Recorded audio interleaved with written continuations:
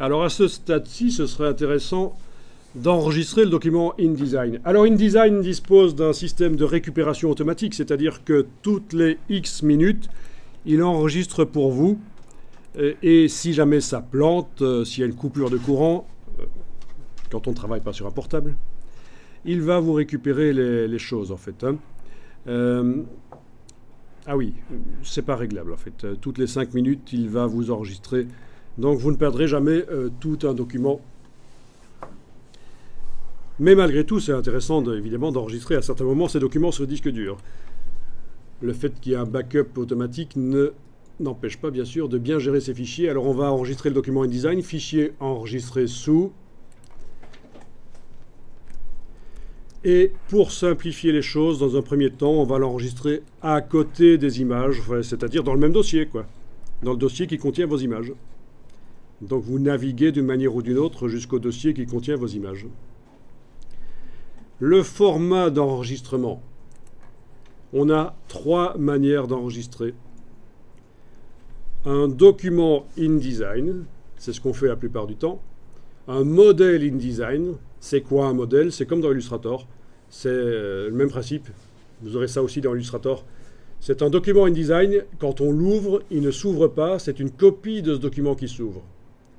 Donc un modèle n'est pas modifiable. Mais je ne veux pas faire un modèle, moi je veux faire un document InDesign tout simplement ici. Et troisième chose, c'est un document compatible avec les anciennes versions de InDesign jusque CS4. On va en arrière jusque CS4. Donc il n'est pas possible ici dans la version InDesign qu'on a d'enregistrer pour une version avant CS4. De toute façon, CS4 était vraiment une mise à jour majeure des logiciels Adobe. Ça a apporté plein de nouvelles choses. Si vous travaillez dans CS3, CS2 ou quoi, oubliez, c'est un gros problème. Si vous travaillez dans CS4, CS5, CS6, c'est des vieilles versions, mais ça va, ça passe. C'est pas si grave que ça. Mais avant CS4, c'est grave. Parce que les choses ont beaucoup changé à partir de la version CS4, hein, qui est quand même une version qui date d'il y a pas mal d'années. Et donc nous, on va enregistrer dans le premier format, parce qu'on n'a pas de raison d'envoyer ça vers une ancienne version de InDesign. Même la version d'avant, hein, ce document InDesign ici 2017, dans la version 2015, elle ne sera pas lisible. Hein, sauf si je l'enregistre en IDML. Mais ici, c'est du INDD. C'est le format de InDesign. Donc,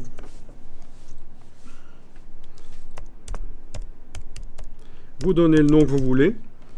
Évitez les accents dans les noms que vous donnez. Évitez les espaces. Évitez de commencer par des chiffres. Évitez les noms de plus de 32 caractères, les noms trop longs, quoi. Voilà. Après, à part ça, vous pouvez faire ce que vous voulez.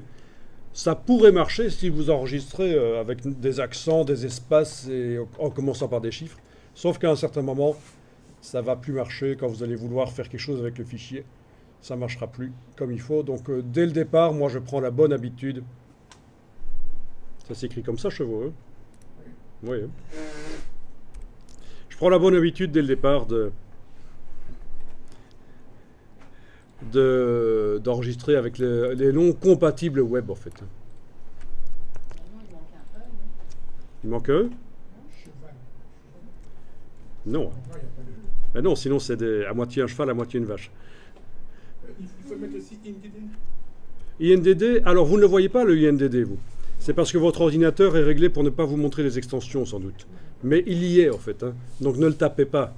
Ça c'est mis automatiquement par le logiciel. Mais parfois l'ordinateur est réglé pour ne pas montrer les extensions, ce qui est assez ennuyeux. Mais enfin au moins, quand vous allez dans le dossier, vous voyez l'icône qui est différente du reste. Hein.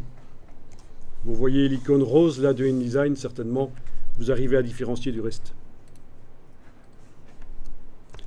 Alors dans le dossier, pendant qu'un document InDesign est ouvert, vous avez toujours un petit document ici, IDLK, qui vous permet, c'est le document de travail en fait de InDesign, c'est lui qui fait ça, vous n'avez pas besoin de vous en occuper. Mais systématiquement, quand vous aurez un document InDesign ouvert, vous aurez ce fichier IDLK qui correspond à ce document qui va apparaître dans le dossier. On ne s'inquiète pas, on n'essaye pas de l'effacer, c'est très bien comme ça.